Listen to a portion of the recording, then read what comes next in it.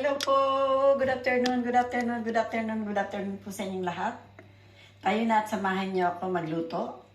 Tayo po'y magagawa ng pritong isda at gulay. Papakita ko po sa inyo kung ano ang ating gagawing luto. Thank you very much po. Samahan niyo po ako. Ayan, baba ko lang po kayo dahil inangat ko po kayo para makausap ko po kayo. Ayan. Ayan na po, nakaredy ng ating kawali.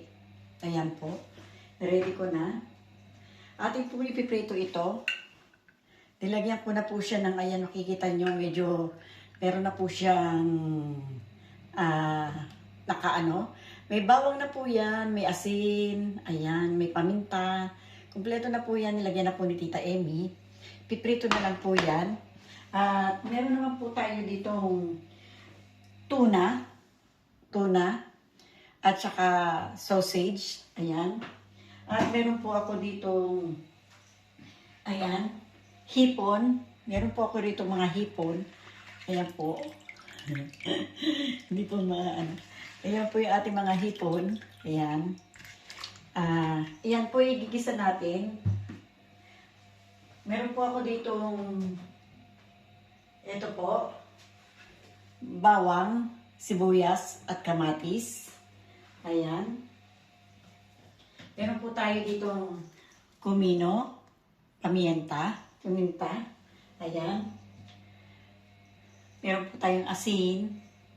Meron din po tayong patis, toyo, at mantika. Ayan po.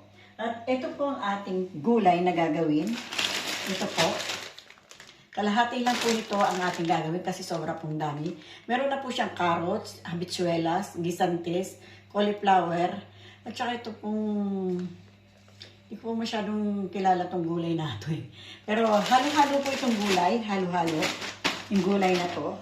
Yan po ang ating igigisa, nalalagyan natin ng hipon. At ito pong prito, na isda, yan naman po ay bukod. Ayan po. Samahan niyo po ako. Huwag po kayong aalis.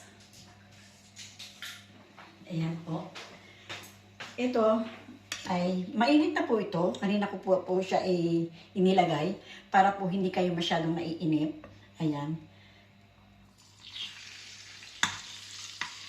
Ayan. Medyo malaki po yung ating isda. Sana hiniwa ni Tita Emmy. Pero okay naman po yan. Ayan. Hila-hilain ko lang ho mamaya. Ayan. Hanggang sa maiprito natin ng maayos. Ayan po.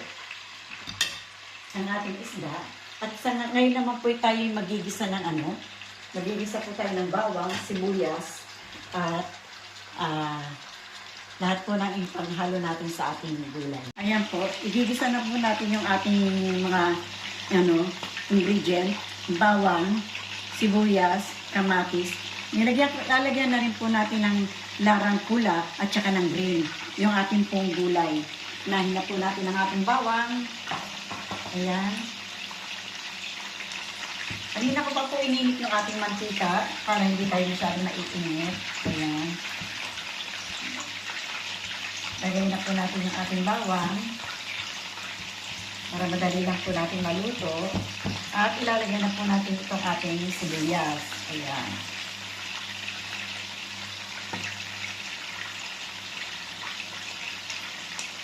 Lagay na po natin ang ating sibuyas. Wait lang po natin ng konti hanggat ma-melt po natin ang sibuyas. Pagka medyo natunaw po na ng konti ang ating sibuyas, nalagay na po natin itong ating kamatis. Ito po ang ating prito.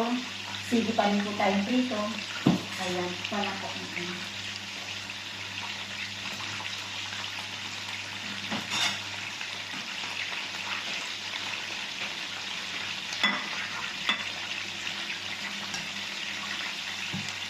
Hindi pa po, prito natin. Ayan, ulit lang po.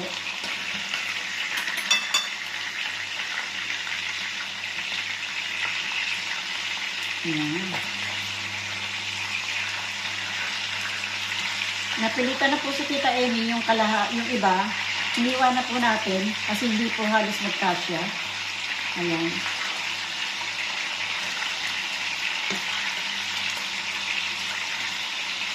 yung ating prito. Ito pong isa, hindi ko na pong hiwaan. Magputi pa po yung ilalim. Ayan. Ayan. At ayos na po yung ating sibuyas. Ilalagay na po natin itong ating hipon.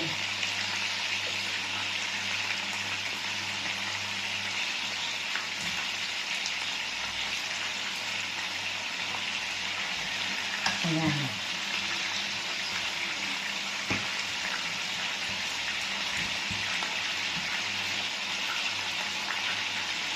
Lagyan po natin siya ng konti lang na asin. Kasi lalagyan po natin siya ng patis. At lalagyan po natin siya ng toyo. Baka naman po umalat. Kaya konting asin lang po ang nilagay ni Tita Eli. Ayan.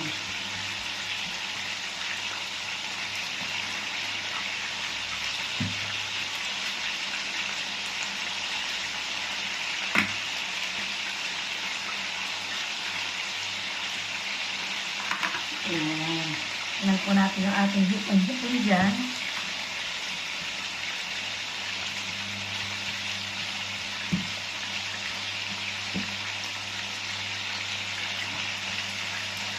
Lalagay na po natin itong tuna. Ang sarap po pagka ginagalo ko yung ganito. Nagugustuhan po ng mga bata.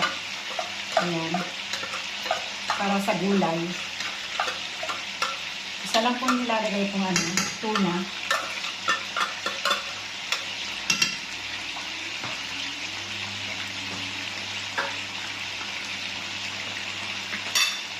Mga inventong luto ni Tita Amy. Mga inventong luto ni Tita Amy. Pero nagugustuhan naman po ng mga bata yung ating niluluto. Ayan. Lagay ko na rin po itong ating sausage. Ayan.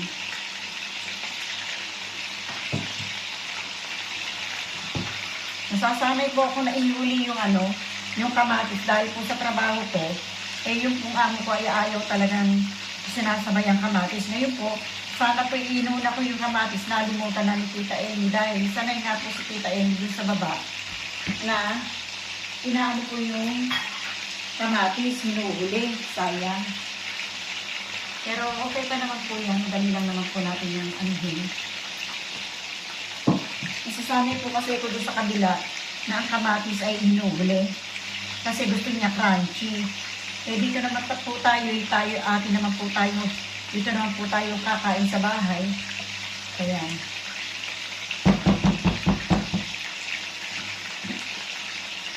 yan po, ating silipin po ang ating niluluto. Ayan. Uy, kayo ka dyan. Kayo ka dyan. Ayan. Ayos na po yung ating niluluto. Naluto na po yung hipon na, ay! Tok! Ito po. Ayan. Lagyan na po natin siya ng toyo. Lagyan po natin siya ng toyo. Ayan. Lagyan na rin po natin siya ng patis.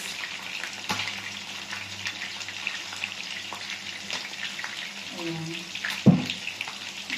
Lagyan ko po ng kumino. Hindi ko po alam kung anong pangalan sa Tagalog ng kumino. Hindi ko po talaga makita-kita. Ayan. At lagyan po natin ng paminta. Lagyan natin siya ng paminta. Ayan.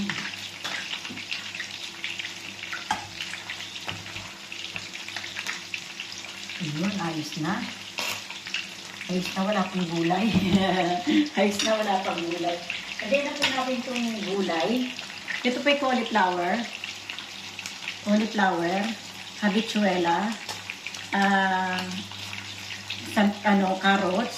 Ito po yung parang yung puso ng saging. Ito. Ayan po, parang puso ng saging. At saka gisantes. Lagay po natin siya. Ayan. Yan po ang magiging ulam natin ngayong pananghalian. Ayan. At lalagyan ko po ng siling pula at saka siling verde. Tinatawag po sa atin na lara. Ayan po.